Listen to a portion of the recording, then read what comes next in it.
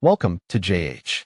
Big news today in the world of expensive mistakes as Newsmax, one of the most well-known conservative cable networks, has agreed to cough up a cool $67 million to settle its defamation lawsuit with Dominion Voting Systems. Apparently, telling everyone the 2020 election was rigged wasn't the creative storytelling they thought it was. Dominion argued these weren't just minor slips of the tongue, but serious allegations that caused massive reputational and financial damage.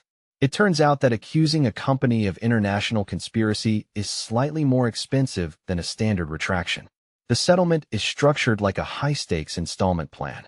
Newsmax already handed over $27 million last Friday, with another $20 million due in January 2026 and the final $20 million in 2027.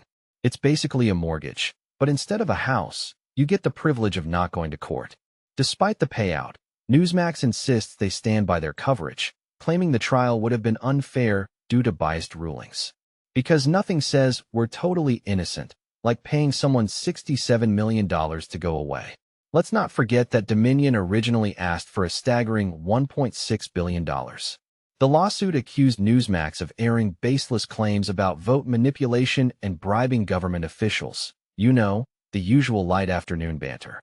A judge in Delaware had already ruled that Newsmax defamed Dominion, leaving the jury to only decide if there was actual malice involved.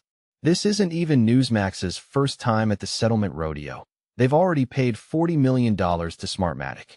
At this rate, their accounting department must have defamation payouts as a permanent line item. Of course, they're still in the minor leagues compared to Fox News, which paid a record-breaking $787.5 million to Dominion earlier. It's a blunt reminder that spreading false election claims comes with very real legal and financial consequences. The damage is done, the checks are signed, and the rigged narrative is getting quite pricey.